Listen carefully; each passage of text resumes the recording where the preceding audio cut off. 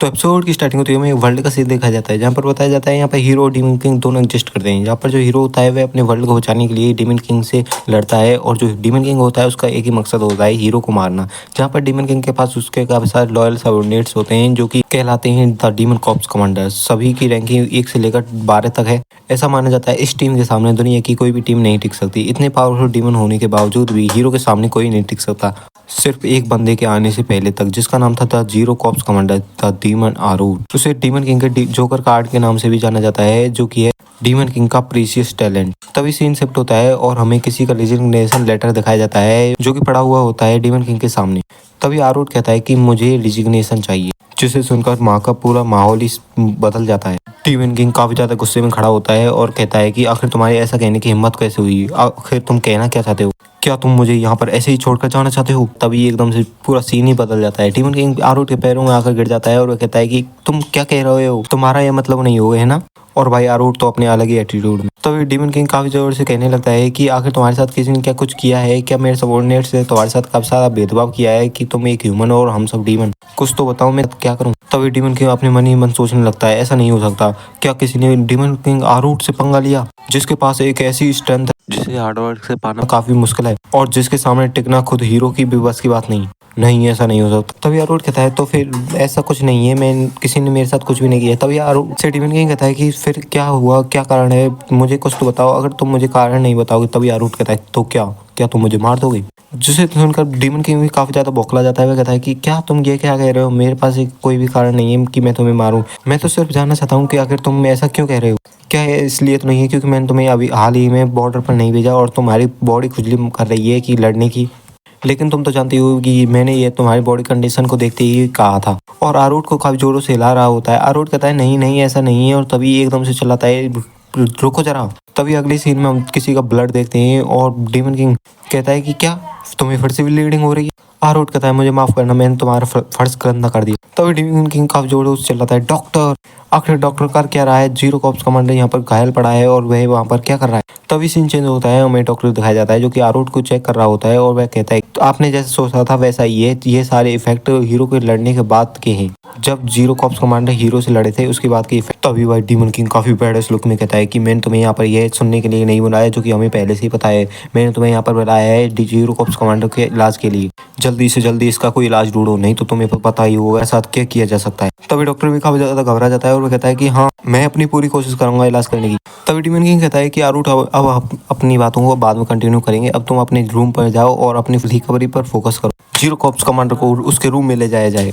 ऐसा सुनते ही doctor Ben आरूड को पकड़ कर जल्दी से वहां से ले जाने लगता है। आरूड कहता है मैं ठीक हूँ, मैं अपने आप से चला जाऊंगा, लेकिन डॉक्टर मानता ही नहीं और उसे खींचकर ले जाकर स्ट्रेचर पर लेटा देता है और वहां पर काफी सारी बातें होने लगती हैं। तभी कुछ डीमंस बोलने लगते हैं कि क्या क्या तुमने सुना, जीरो कॉर्प्स कमांडर को फिर से ब्लड आया। तभी दूसरा डीमन कहता है कि हाँ ऐसा तो होना ही था क्योंकि उन्होंने जब हीरो सेल्फ डिस्ट्रक्ट हो रहा था तो उसके सामने कूद पड़े थे और मैं तो काफी ज्यादा चकित हूँ क्योंकि उन्हें सिर्फ इतनी ही इंजरी आई, अगर मैं होता तो मेरे तो चीथड़े भी नहीं मिलते। अरे क्या तुमने ये भी सुना है कि यह डीमन किंग का भी सामना कर सकता है, इसके पास इतनी स्ट्रेंथ है। और वहां पर ऐसी बातें होने लगती हैं जिसे सुनकर आरूड के सिर्फ एक ही शब्द होता है मेरे तो एल लग गए और कहता है कि मैं तो यहाँ पर से जाना चाहता था और रिजाइन देकर शांत पूर्वक लाइफ जीना चाहता था। ये तो कुछ भी सोच रहे हैं जो इनके मन में आ रहा है। और क्या मैंने हीरो को मारा, ये कैसी नॉनसेंस भरी बातें कर रहे हैं। डॉक्टर्स की टीम होती है वह वहां से जाने लगती है और कहती है कि हमने अपना काम कर दिया तो अब हम जाने चाहते हैं। फिर से हमें आरूड की आवाज सुनाई देती है और कहता है कि इस डीमन कासल में हूँ डीमन आरूड जिसका नाम है द डियोन हार्ट। अरे भाई कोई इनको समझाओ, मेरे पास इस तरह का टैलेंट नहीं है जैसा कि ये सोच रहे हैं। ऐसा सोच सोच कर ही उसे बुखार चढ़ा जा रहा होता है। तभी हमें दूसरा सीन दिखाया जाता है, एक नौकरानी होती है जो कि उसके लिए पानी लाती है। आरूड अपना पानी पीकर उसे खाने लगता है, तभी गलती से उसका हाथ नौकरानी के हाथ से टच हो जाता है, जिसे देखकर नौकरानी उससे पर माफी मांग लेती है और नौकरानी वहां से जाते हुए कहती है कि क्या मेरा हाथ मिस्टर आरूड से टच हुआ, और वह मनी मन काफी ज्यादा खुश होने लगती है। तभी हमें दूसरा सीन दिखाया जाता है आरूड का और अपना आरूड भाई अलग ही सदमे में कहता है कि क्या